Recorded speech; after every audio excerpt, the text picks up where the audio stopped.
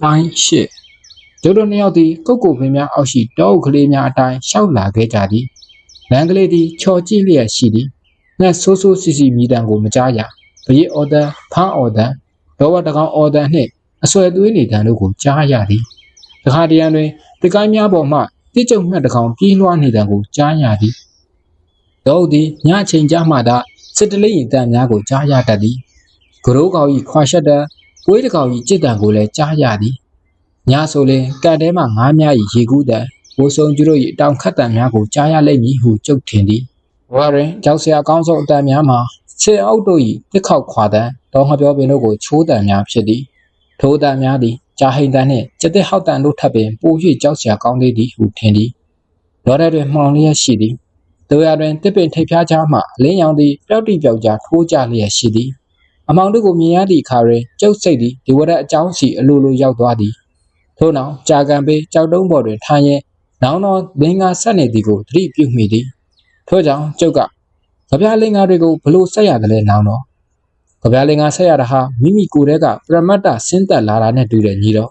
်ပရမတ္တကတော့ဝိညာဉ်ထဲရောက်သွားတယ်ဒါပေမဲ့ကြပြလင်္ကာဉာဏ်ကတော့စိတ်စေတသိက်တွေခံစားချက်တွေကိုရောက်သွားတယ်အဲလိုရောက်သွားတယ်ဆိုရင်ကြပြလင်္ကာကိုမဆက်ဖဲမနေနိုင်တော့ဘူးအခါတရံများအဲ့ဒီကြပြဉာဏ်ဝင်လာရင်ကိုကအခြားအကြောင်းအရာတွေတွေးတောနေသည့်တိုင်အောင်လင်္ကာဆက်ကြောင်းလေးတွေဟာခေါင်းထဲကိုရောက်လာကြတယ်။နောင်တော်တိထသည်အတန်ကြားမြတွေးနေပြန်သည်။ကျုပ်ကကြာကန်ဘေးတွင်သူရေးခဲ့သည့်လင်္ကာကိုမေးကြည့်သည်။နောင်တော်တိထကကောင်းစွာဖြေဆိုခြင်းမပြု။ကျုပ်တို့တောထဲသို့လမ်းလျှောက်သွားနေသည်မှာနိုင်တမောင်းခံရှိလေပြီ။ဘေးသည်ဆိုဆွတ်ထိုင်းမိုင်းလျက်ရှိသဖြင့်ကျုပ်တို့၏ဝတ်စားများသည်လည်းဆိုဆွတ်လျက်ရှိသည်။အမောင်သည်ကျုပ်တို့ကိုလွှမ်းခြုံစားပြုလာပြီ။ဒီရွက်များပေါ်သို့နှင်းဆက်များတစ်ဖျောက်ဖျောက်ကျနေတံကိုကြားရသည်ကျုပ်တို့သည်တောငှက်ပြောရွက်များကိုခေါင်းတွင်ဆောင်းထားကြသည်ခါတရံတွင်ပေါင်းမြတ်တို့ဖုံးကာနေသည့်ကံကြီးများကိုတွေ့ရသည်ကျုပ်တို့သည်တောထဲတွင်လမ်းစာရှောင်မြပဲဖြစ်နေကြသည်နောက်တော့ဒေဝဒတ်နဲ့ချိန်ထားတယ်လေသူနဲ့ညီတော်တို့ဘယ်နားမှာတွေ့မလဲဟိုးကြောက်တောင်နေနေကြီးတွေနားမှာလားနောင်တော်ကပြုံးလျက်ဟုတ်တယ်ဟောဟိုနားကမျိုးရိုးပြက်ကြီးတွေနားမှာချိန်ထားတာပဲညီတော်မှတ်မိသေးသလားအဲ့ဒီနေရာကိုတို့တွေတစ်ခေါက်ရောက်ဖူးသေးတယ်လေတချို့ကြောက်ဆောင်ကြီးတွေဟာတောဝက်တွေရဲ့အဆွဲတွေတွေးထားကြလို့လွှတ်သွားလို့ထပ်နေကြပဲဟုတ်တယ်ထိုနေရာကိုကျုပ်မှတ်မိသည်ဒီရရင်ကျုပ်တို့နှစ်ဦးသည်ကိုယ်အတွေးဖြစ်ကိုရှောက်လာခဲ့ကြသည့်အတွက်မိသည့်နေရာတွင်ကြံရစ်ခဲ့မှမသိတော့ဒီဝရက်ကတော့စိတ်ဆိုးနေတော့မှာပဲနော်သူကိုမဟုတ်ဘဲနဲ့တမင်တက်တက်ချင်းတယ်လို့ထင်ပါပဲကျုပ်တို့သည်မျိုးရိုးပြက်ကြီးနေရာသို့ပြန်ရှာကြသည်ဒီရရင်ခရီးမတွင်ဒေါ်ကြီးမြမဲတဲတွင်ရှောက်နေရသည့်အတွက်ကြောင့်တကြောင်လူသားကလန်ကလေးများမှာရှင်တွေမြက်တွေနှင့်ချောကြည့်နေသည့်အတွက်ကတကြောင်ခက်တွတ်မသွားနိုင်ပဲခက်ဖြည်းဖြည်းသာသွားနိုင်သည်ဘိုထဲတွင်ပြားအောင်ကိုတက်၍ဖဲ့နေသောဘုံဘုံများကိုလည်းမကြာခဏတွေ့ရသေးသည်သူတို့ရန်ကိုလည်းသတိထားရသေးသည်တခါတရံတွင်ရွှေရောင်တောက်ပနေသောဒေါင်းမီးကွက်များကိုဖြန့်၍ကနေကြသည့်ခေါင်းများကိုတွေ့ရသည်ကျုပ်တို့သည်လာလန်းအတိုင်းပြန်လှည့်ခဲ့ကြမျိုးရိုးပြက်နေရာကိုရှာကြသည်ဒီရတွင်ရိတ်အယောင်ပင်မတွေ့ရတပင်ထိပ်ဖျားများအကြားမှမီးစုံထက်ကြောင့်လက်လက်ဖြစ်နေသောတစ်ခေါက်များနှင့်တခါတရံတွင်တပင်လုံးဝေနေသောတစ်ခွပန်းများကိုတွေ့ရသည်အားတွင်မူကျုပ်တို့သည်ကျွဲသေးကောင်ကြီးတစ်ကောင်ကိုတွေ့ရသည်ကျွဲကြီးတွင်ထွန်လုံးတက်လျက်အုပ်စော်ကလည်းနံလှသည်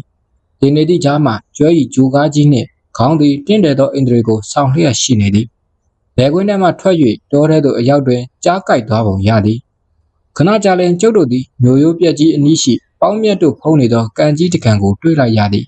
ထိုနေရာတစ်ဝိုက်တွင်မူကုတ်ကိုပင်ကြီးများမရှိတော့အောက်သို့ဂိုင်းတွေတွဲလဲကျနေသောညောင်မုတ်ဆိတ်များကိုတွေ့ရသည်ဒီနေရာဟာတစ်ခါတုန်းကနန်းတော်ရာဖြစ်ခဲ့လိမ့်မယ်ညီတော်တွေ့လားဒီကားတဲ့ခုနှစ်ထစ်တဲ့နေရာ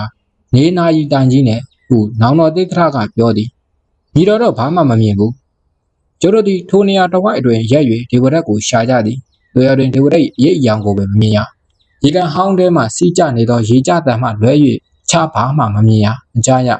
ရိုးရိုးပြက်ကြီးတဲ့တွင်ငှက်ပြောပင်လိုပေါက်နေကြသည်ခြေတော်များပေါ်တွင်ရေညှိတို့ဖြင့်ချောနေကြသည်ထို့စဉ်နောင်တော်တိထသည်မြေကြီးမှကုန်း၍တစုံတစ်ခုကိုကောက်ကင်လိုက်ပြီးကြည့်လိုက်သည့်အခါတွင်သူ့လက်ထဲ၌မျိုးကလေးတအုံးကိုတွေ့ရသည်ဘုရားတွင်ကြောက်မဲ့ယတနာများကိုတွေ့လိုက်ရသည်ကျုပ်သည်ဝမ်းသာအားရဖြင့်သူ့ထံသို့ပြေးလာခဲ့သည်နောင်တော်တိထကဒီနေရာဟာသူတော်စင်တစ်ပါးအတွက်ဆောက်ခဲ့တာမဟုတ်ဘူးညီတော်မာဇာနီတယောက်ယောက်သူရဲကောင်းတယောက်ယောက်အတွက်ဂုံပြုတိဆောက်ထားတဲ့နေရာဒီကြောက်မဲ့ယတနာတွေဟာနှစ်ပေါင်းများစွာကြာလှရော့မယ် အဒီကြောင့်ကဒီနေရာမှာရှိနေခဲ့တယ်ထင်တယ်။နောင်တော်သစ္စာ၏လက်ထဲတွင်နေရောင်အစိမ်းရောင်ဖြူရောင်ပြာရောင်ကြောက်မှန်များသည်နေရောင်ကြောင့်ရေယိုစီးကြမိခဲ့သို့တလက်လက်ဖြစ်နေကြသည်။ဆိုင်းငံရေမပါသည့်မိုးရေထဲတွင်အနေကျခဲ့သောပလဲလုံးများသာလေမိန်ဖြော့ဖြော့ဖြစ်နေကြသည်။ဟောဒီနန်းတော်ရာထဲမှာနောက်ထပ်ယတနာတွေဘလောက်များရှိအောင်မှလည်းညီတော့ဘယ်နဲ့လဲဒီယတနာတွေဒီတိုင်းထားပစ်ခဲ့ရမလားတို့တွေကြားထိုးရအောင်ယူခဲ့ရမလာ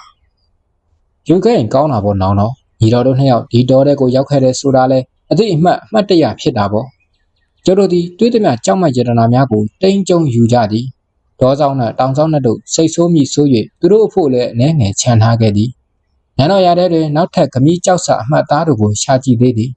သူရရင်ဘာမှမတွေ့ရ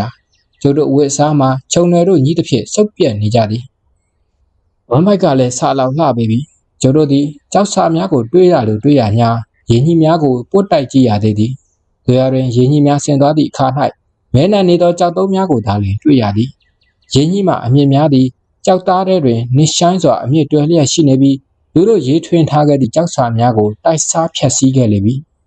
လေပြတောင်မှန်သည်ဟေမနာတောင်နှမ်းများထက်ခိုင်ခန့်သည်ဟုနောင်တော်ပြောတဲ့အသည်ကကျုပ်သည်တန်တရားရှိခဲ့သည်လေယာတွင်ရင်းကြီးကလေးတို့သည်အရှိကြောင်လူတို့ရေးထွင်းခဲ့သည့်ကြောက်စာများကိုဖျက်ဆီးပစ်ခဲ့ပြီးရင်းကြီးကမဖျက်ဆီးပြနိုင်သဖြင့်ကျွင်းကြံသောအရာတို့ကိုလည်းရေကတိုက်စားဖျက်ဆီးပစ်ခဲ့ကြောင်းကိုကျုပ်တွေ့လာခဲ့ရသည်အခါကမူလှပသည့်ကြောက်စာများသည်ထိုကြောက်တုံးများပေါ်တွင်အရာထင်ကြံခဲ့ပေလိမ့်မည်ယခုမူထိုကြောက်စာများကိုမတွေ့ရတော့ပုံတရံပြက်လျက်ရှိသောကြောက်တုံးကြီးများသာလျှင်ကြံရစ်ခဲ့တော်သည်ဒုနီယာတဝိုက်တွင်စင်ချေးပုံများတော်ရန်လိပ်ဆန်များမရှိသည့်အတွက်တာယာသည့်နေရာကလေးဖြစ်သည်လေသည်ချိုးအေးမှွေးလျက်ရှိသည်လေတို့တစ်ဖြစ်တစ်ရွက်များလှုပ်နေတန်သည်ဘိုးဝှဆုံမြည်တန်ကဲ့သို့တိုးတိတ်မြင်သာလှသည်ကျုပ်တို့၏ခေါင်းထက်တွင်တော်ပန်းတောင်ပန်းတို့သည်ပန်းဆိုင်ဆွဲထားတဲ့ကဲ့သို့တွဲလဲကျနေသည်နောင်တော်သစ္စာမှာရိုးရိုးပြက်ကိုရှာမတွေ့နိုင်သဖြင့်စိတ်ပြက်လျက်ရှိသည်ရှင်နန်းတော်ကြီးမှမင်းမှုထမ်းများအလုပ်သမားများခေါ်အရှာခိုင်းမိကိုပြောသည်ဒီရရင်ကျုပ်သည်အားမလျှော်သေးပဲရိုးရိုးပြက်ကြီးများကိုနောက်တစ်ချိန်ပတ်ရှာပြန်သည်ကံအားလျှော်စွာပင်ရိုးရိုးပြက်ကြီးကိုတွေ့ရသဖြင့်လေကားအတိုင်းတက်လာခဲ့ကြသည်မိုးရတစ်ဖက်ရိုးရိုးတိုင်းများမှာဂျိုနယ်ပိတ်ပေါင်းများဖုံးလျက်ရှိသည်သစ္စာပန်းများအမျိုးမြင်မသိသောတောပန်းများသည်ဝေနေအောင်ပွင့်နေကြသည်ကျုပ်တို့သည်ဒီဝရက်ကိုရှာကြတော့လဲသူ့အရေးအရာကိုတော့မှမမြင်ကြရကျောက်ဆောင်တနေရာတွင်ပိုးလေစီနီနီတစ်ခုကိုတွေးလိုက်ရသည်ထို့ကြောင့်ဒီဝရက်သည်ကျုပ်တို့ကိုစောင့်ဆိုင်သွားကြောင်းသိလိုက်ရသည်ညီတော်တို့ရောက်လာတဲ့ဆိုတာကိုတက်တည်ပြတဲ့အနေနဲ့ဒီဘဝနီနီလေးကိုယူသွားကြရရင်မကောင်းပေဘူးလားဟုကျုပ်ကမေးသည်နောင်တော်သစ္စာသည်လက်တွင်ကိုင်လာသည့်ကြောက်မြတ်ယတနာများကိုပုတ်ဖွာဖြစ်ထုတ်သည်ထို့စဉ်ထူးဆန်းသည့်အချင်းအရာတစ်ခုပေါ်ပေါက်လာလေသည်ထူးဆန်းသည့်ဟုပြောရခြင်းမှာကျုပ်သက်တွင်ထိုအဖြစ်မျိုးကိုတစ်ခါမှမမြင်ဘူးသောကြောင့်ဖြစ်သည်ထိုကွက်လက်ကလေးတို့ကျုပ်တို့ရောက်လာသည်မှာဘာမှမကြသေးဗီဇနာနှဲငယ်များသာရှိအောင်မည်ကြောင့်မြတ်ယတနာများသည်ဘဝနီနီထဲတွင်တစ်ဖြက်ဖြက်တောက်ပနေသည်ထိုဘဝနီနီလေးမှာကားကြိတ်တဲ့တူ၏ဘဝလေးပင်ဖြစ်ပေလိမ့်မည်ဒီဝရက်လာရင်ကောင်းမှာပဲညီတော့ဒီဝရက်ဟာသူ့ခရီးအတိုင်းလာမှလာပါတော့မလားမသိဘူးဘာဖြစ်လို့များတို့ကိုဒီနေရာချင်းတယ်လဲမဆိုနိုင်ဘူးဟုနောင်တော်ကခတ်တိုးတိုးပြောသည်ထို့နောက်ကြောင့်မြတ်ယတနာအကြောင်းကိုပြောဆိုကြသည်ထိုစဉ်ရည်တန်တဲ့ကိုပီတာစွာကြားလိုက်ရသည်ညီတို့သောရည်တန်မျိုးဖြစ်သည်ကိုမူကျုပ်မရှင်းပြတတ်တို့ရတွင်ထိုရည်တန်သည်လောင်ပြောင်သည့်ရည်တန်မကောင်းကြံသည့်ရည်သည်ဖြစ်ကြောင်းကျုပ်သိလိုက်ရသည်တို့တစ်ခုလုံးမှာကြောက်စပွဲကောင်းနေပြီးအမှောင်ရိပ်များသည်ဖြည်းဖြည်းလွှမ်းခြုံစွာပြူလာသည်ထိုရည်တန်သည်အရက်တစ်မျက်နှာမှလည်းမဟုတ်ဘဲအရက်ရှင်းမျက်နှာတိုင်းမှာပေါ်ထွက်လာခြင်းဖြစ်သည်ဒီဝရက်ထင်တဲ့နောင်တော့အော်ခေါ်လိုက်ရင်မကောင်းဘူးလားရည်တန်သည်ဖြည်းဖြည်းကျဲလောင်လာခဲ့ပြီးဒေသည်တိတ်လျက်ရှိသည်တို့တစ်ခုလုံးသည်ရည်တန်ဖြစ်ဖုံးလျက်ရှိသည်ရည်တန်မှအပအခြားဘာတမ်းမျှမကြားရဘသူလဲနောင်တော်ဒီဝရက်လားနောင်တော်တိတ္တကမေးသည်နောင်တော်၏တန်သည်အနှဲငယ်ကွဲအပ်နေသည်ကိုကျုပ်သတိပြုမိသည်နဖူးပြေတွင်ချွေးသည်တို့ဆို့နေသည်ကိုလည်းကျုပ်မြင်လိုက်ရသည်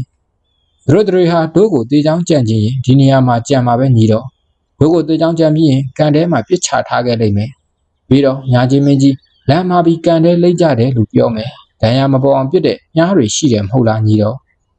နောင်တော်သစ္စာ၏အတန်သည်ပို၍တိုးသွားသည်တို့စဉ်ဒီဝရက်၏ရည်တန်မှာပို၍ကျဲလောင်သည်ထက်ကျဲလောင်လာခဲ့လေသည်တို့တွေတေချောင်းကြံကောင်းကြံနိုင်သည်ဟုနောင်တော်သစ္စာကပြောကြရာသူတို့ဆိုသည်မှာမြည်သူတွေနိဟုတ်ပြီဒီဝရက်သည်ခရီးသွားလျင်ဘာယနတိမှခေါ်လာသည့်သူ့နောက်လိုက်နောက်ပါလက်နက်ကိုင်တို့အမြဲတမ်းပါကြသည်မဟုတ်တော့ရည်တန်သည်ရုတ်တရက်တိတ်ဆိတ်သွားသည် ကျောက်တို့နှစ်ဦးသည်များများ၏ရန်ကိုရှောင်သည့်အနေဖြင့်မြေကြီးတွေဝှက်၍ကိုကျုံထားလိုက်ကြသည်ခြုံကြားတွင်အသားမဲမဲဖြင့်ကိုအထက်ပိုင်းဗလာဖြစ်နေသောသူ့နောက်လိုက်နောက်ပါမတွေချောင်းမြောင်းနေသည်ဟုကျုပ်စိတ်ထဲတွင်ထင်မိသည်ကျုပ်တို့နှစ်ဦးဝေကြောင်းပြတ်ထဲမှထွက်လာစဉ်ကတည်းကပဲရေဝရနှင့်သူ့လူများသည်ကျုပ်တို့နောက်မှနောက်ရောက်ခံ၍လိုက်လာခဲ့ကြလေသလော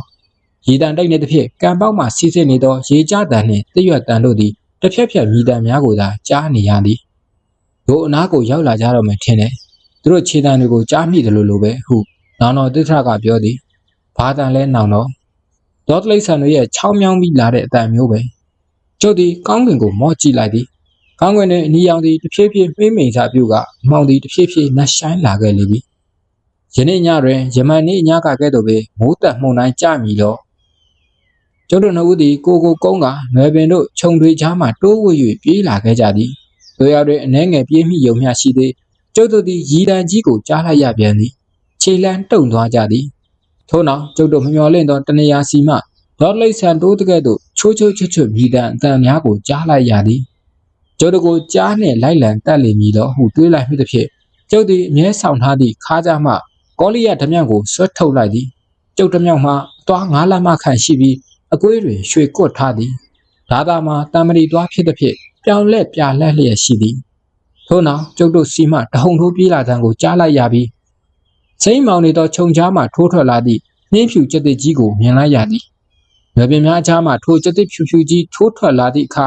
ရီတံများမှာနားကွက်မသက်စူညံလျက်ရှိပြီးသတော်လုံးကိုဖုံးကွယ်သွားခဲ့လေပြီကျုပ်သည်ဓမြောင်ကိုတင်းကျပ်နေအောင်ထုတ်ကန်၍အသင့်ပြင်ထားသောအနေအထားဖြင့်ရက်သည်ကျုပ်တို့ရက်နေသည့်မျိုးရိုးပြက်နီနှင့်ရွယ်ပင်များမှာဂိုင်း20လောက်သာဝေးပေလိမ့်မည်ဝါထိန်နေသောမျက်လုံးကြီးများဖြူဖွေးနေသောဆွဲကြီးများနှင့်နီးရဲသောရှာကြီးကိုမြင်နေရသည်ကျုပ်သည်ကြောက်နှင့်မျက်လုံးကိုစုံမှိတ်လိုက်မိသည်မျက်လုံးကိုဖွင့်ကြည့်လိုက်သည်နှင့်နောင်တော်တွေ့ထသည်မြေကြီးပေါ်တွင်လဲလျက်ရှိကကြားဖြူကြီးသည်သူ့ကိုယ်ပေါ်သို့ရောက်နေသည်ကိုမြင်လိုက်ရသည်အဲ့ဒီနူးညံ့သောကြက်သွေးမွေးများနှင့်ပုတ်ဟောင်သောအနံ့ကြီးကိုထိတွေ့ခံစားလိုက်ရသည်ရည်တန်ကြီးမှလည်းနောက်တစ်ချိန်ပေါ်လာပြန်သည်ဘယ်တွင်ထူးဆန်းသည်မှာနောင်တော်တိထသည်ထိုကြက်သွေးဖြူကြီးကိုတစုံတစ်ခုခုခံခြင်းမရှိဘဲမြေကြီးပေါ်တွင်ငြိမ်သက်စွာလဲလျောင်းနေခြင်းပင်ဖြစ်သည်လက်မောင်းမှာကြက်သွေးကိုက်ထားသဖြင့်သွေးတို့ဖြင့်ယူစည်းလျက်ရှိနေသည်ကြက်သွေးဖြူကြီးသည်သူ့ကိုနမ်း၍အနံ့ခံလျက်ရှိသည်ကျုပ်သည်နောင်တော်တိထလောက်တတိကောင်းသူမဟုတ်တရားတွင်ကျုပ်သည်လည်းခတ္တိယသွေးပါသူမဟုတ်တော့ကျုပ်သည်နောင်တော်တိထလက်မောင်းမှသွေးတို့ယူစည်းနေသည်ကိုမြင်ရသည့်အတွက်ကြောင့်တကြောင်ကြက်သွေးဖြူကြီးအနံ့ကိုမခံနိုင်သည့်အတွက်ကတကြောင်ဒီမခံနိုင်တော့ပဲတရဝါကြီးကိုခေါ်အုပ်ကဓာတ်ဖြင့်ထိုးဆိုင်ချလိုက်သည်ကျုပ်သည်ကျက်သွေးလဲမျိုးကိုဓာတ်ဖြင့်ချက်ပေါင်းများစွာထိုးချလိုက်သည်ဖြူဖွေးသောအမွှေးသည်နီရဲသောသွေးတို့ဖြင့်ချင်းနီလျက်ရှိသည်